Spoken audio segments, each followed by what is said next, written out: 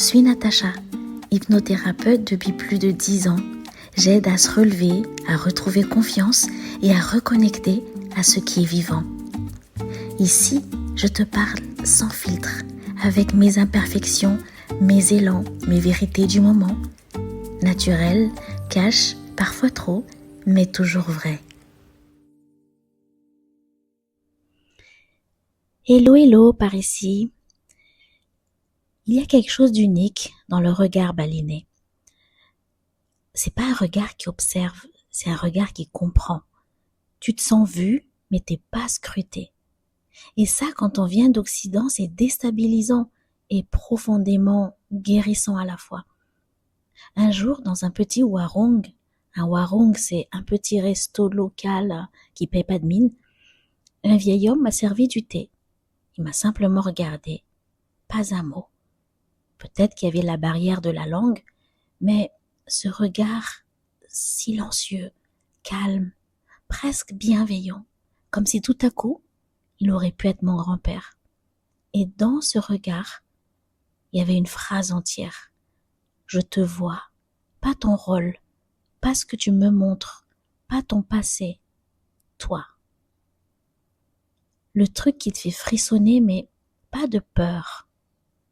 Et c'est là que j'ai compris qu'en Europe, souvent, on a appris à analyser le regard de quelqu'un. Et analyser à travers un regard. Pourquoi il me regarde comme ça? Est-ce que j'ai un truc sur la joue? Qu'est-ce qu'il pense de moi? Et c'est sans s'en rendre compte, c'est inconscient. On a transformé le regard en arme, un outil pour jauger, comparer et évaluer. À Bali, le regard est un espace, un silence qui dit « je suis là, avec toi ». Et justement, je comparais un peu quand je reçois les personnes en thérapie. J'ai ce regard profond, mais quelque part, bien sûr que j'essaie de comprendre ce que la personne vient consulter ici avec moi, mais quelque part, il y a comme une demande d'information à travers mon regard qui puise dans le regard de l'autre. Mais du coup, là ici, j'ai appris. J'ai appris qu'à partir de maintenant, quand je vais regarder les personnes devant moi, je ne vais pas avoir à évaluer quoi que ce soit, mais juste ma présence. Je suis là avec toi. Et tu sais ce qui est fascinant? Parce que du coup, j'ai essayé de faire ça à plusieurs personnes que je rencontrais ici. Quand quelqu'un te regarde sans te jauger, ton système nerveux se détend. C'est physiologique. Et je pense que c'est ce qu'on ressent ici. Ici, les femmes, elles voyagent beaucoup seules. Le corps relâche la tension parce qu'il se sent en sécurité. À aucun moment on se sent regardé, épié. C'est ce qu'on appelle en neurosciences le miroir apaisant. C'est exactement ce qu'on fait aussi dans mes accompagnements. Recréer ce regard-là. Le regard qui ne te demande pas d'être différent ou différente. Ce regard qui te dit, tu peux baisser les armes, tu es en sécurité ici. Et ça, c'est un des plus grands cadeaux que j'ai reçus ici. Apprendre à regarder sans corriger. Évidemment, au début, c'est pas naturel au début, parce que moi, j'étais championne du monde du mental qui commente tout. Ah tiens, elle aurait pu faire autrement. Lui, il manque un peu de conscience quand même. On est toujours à se juger ou à juger, même si c'est bienveillant. Et puis un jour, je me suis surprise à regarder un enfant jouer sans rien penser, juste être témoin de la scène. Et là, je vous assure, j'ai senti une paix incroyable. C'est comme si mon mental s'était mis en veille tout à coup, que mon cœur, lui, il s'était mis à voir. Et tu sais ce qui est beau? Quand ton regard change, ton monde change. Parce que tu ne vois plus des problèmes, tu vois des êtres en chemin. Tu ne vois plus des défauts, tu vois des histoires. Et là, tu comprends pourquoi ici tout paraît plus doux. Même à travers les vacarmes des scooters et même à travers des affluences touristiques.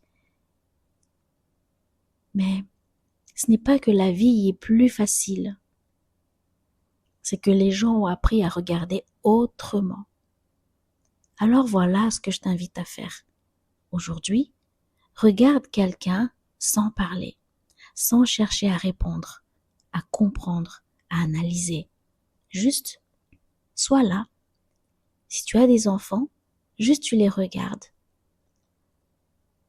Si tu as des compagnons, juste sois là. Tu verras, quelque chose de magique se passe. C'est ton âme qui regarde. Et si tu appliques ça à toi-même, si tu t'observes sans te juger, tu vas te rendre compte que tu n'as jamais eu besoin d'être parfait ou d'être parfaite. Tu avais juste besoin d'un regard assez doux pour te ramener à toi. Et ça, c'est aussi hacker ton mental.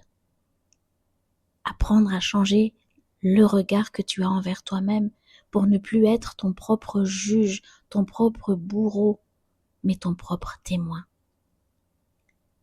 Si tu veux lire la version plus symbolique de cet épisode, celle où je te parle de la philosophie du regard de Bali et du lien entre les yeux et l'âme, c'est dans ma newsletter Ta boussole à Bali. Tu y découvriras ce que le regard peut guérir et pourquoi ici, même les sourires sont des bénédictions. Dans mon prochain épisode, je te parlerai du Takdir, cette vision balinaise du destin qui m'a complètement retourné le mental, dans le bon sens.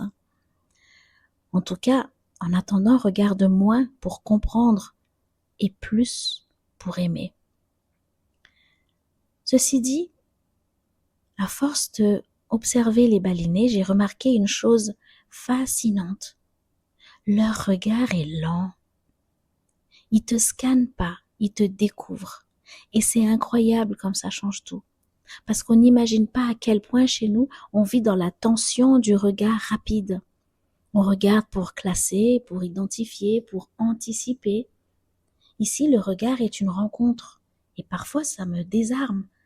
Un jour, dans la rue, un jeune moine m'a croisé. Il m'a salué avec un sourire d'enfant, puis il m'a regardé droit dans les yeux, longtemps, sans dire un mot. Je commençais à frissonner, je me suis dit, il a peut-être envie de me dire un truc, ou il regarde quelqu'un à côté de moi, mais j'étais seule dans la rue. Juste un silence qui disait « Je t'ai reconnu ». J'ai pas eu peur, mais dans ce regard, j'ai senti quelque chose fondre à l'intérieur de moi. Comme si, d'un coup, toutes les fois où je m'étais jugée, comparée, cachée, s'étaient dissoutes. C'est difficile à expliquer, mais c'était comme être ramené à la maison.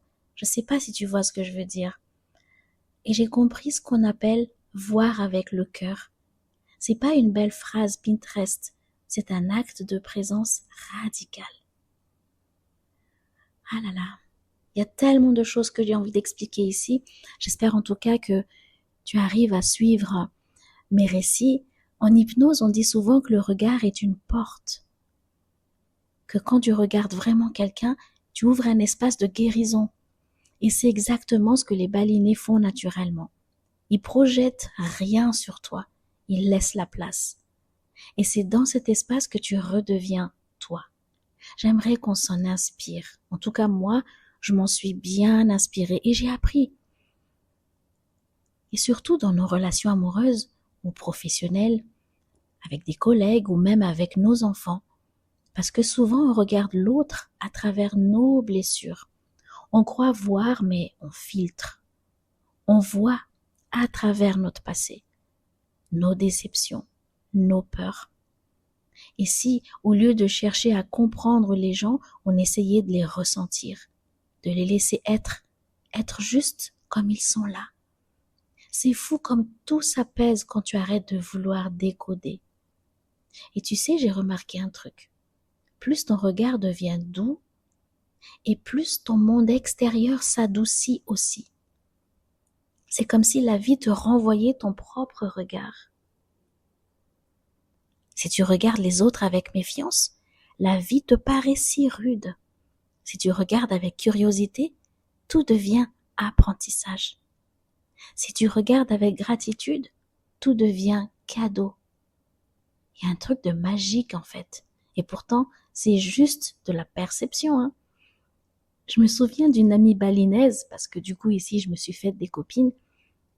Elle m'a dit un jour, quand tu regardes un serpent, il t'observe aussi.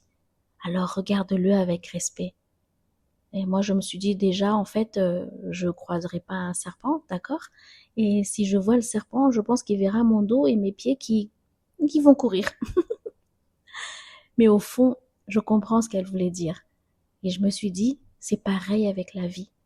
Elle te renvoie exactement la qualité de ton regard. Et parfois, c'est plus difficile. Regarder sans juger, c'est facile quand tout va bien. Mais quand quelqu'un t'a blessé, surtout cette personne-là, quand la colère ou la peur monte en toi, là, le défi commence. Et c'est justement là que le mot beauté se cache. Dans la capacité à garder ton cœur ouvert, même quand tu aurais 1000 raisons de le fermer. Parce qu'à ce moment-là, tu cesses de vivre depuis ta blessure et tu commences à vivre depuis ta sagesse. Alors j'ai essayé des exercices pour essayer de comprendre ce regard, de pouvoir regarder les choses, le monde, les gens avec plus de profondeur et sans essayer de chercher ce que l'autre pense à ce moment-là. Et je pense avoir réussi, mais il faut encore pas mal d'exercices. Je me dis que je suis pas encore assez vieille. Mais tu veux un petit exercice simple? Parce que celui-là, j'ai réussi. Je me suis regardée dans le miroir. Alors, écoute ça. Regarde-toi dans un miroir. Bien sûr qu'au début, t'as envie de dire, ouais, vas-y, non, j'aime pas, j'ai un trop gros nez, j'ai trop de boutons, ceci, cela. Mais regarde-toi encore. Passe 1 minute à te regarder et je t'assure, ça semble tellement long, ça semble tellement difficile. Regarde-toi, vraiment, pas pour te juger. Regarde tes yeux, regarde à l'intérieur de tes paupiilles, pas pour te corriger, juste pour te voir. Et reste là, respire. Passe le cap de la gêne, de l'ennui, du désespoir et respire à travers ça. Observe-toi comme si tu étais ta propre fille ou ton propre fils, celui ou celle que tu veux protéger, encourager, aimer. Et dis-toi à ce moment-là, je me vois et c'est suffisant. Fais-le 1 minute, puis répète-le le lendemain, puis 1 minute par jour. Puis là, maintenant, j'en suis à 5 minutes par jour à juste me regarder et là, je fais mes gratitudes. Là, je me sauce parfois et je me dis, ouais, tu es une fille super, tu as fait des bonnes choses. Et même si c'est pas parfait, ça fait rien, persévère. Tu vois, tu te dis des choses avec amour, avec douceur, petit à petit. Tu verras, c'est pas du narcissisme, c'est pas de l'égoïsme, c'est de la réconciliation avec toi-même. Et tu sais quoi? Ce regard-là, celui que tu apprends à poser sur toi, c'est exactement celui que tu vas ensuite offrir au monde. Et c'est là que tout change. Tes relations deviennent plus vraies. Ton travail prend plus de sens. Tes choix deviennent plus justes. Parce que tu regardes plus avec la peur de pas être aimé, mais avec la certitude d'être déjà complète. Et c'est cette énergie-là, celle que j'appelle le regard de l'âme, qui attire les bonnes personnes, les bons projets, les bonnes synchronicités. Parce que tu n'essaies plus d'impressionner, tu rayonnes, tu brilles, et tu ne le fais pas exprès, ça résonne. Et c'est peut-être ça, la vraie sagesse balinaise. C'est ne pas changer le monde, mais changer la façon dont on le regarde. Avec amour, et à très bientôt.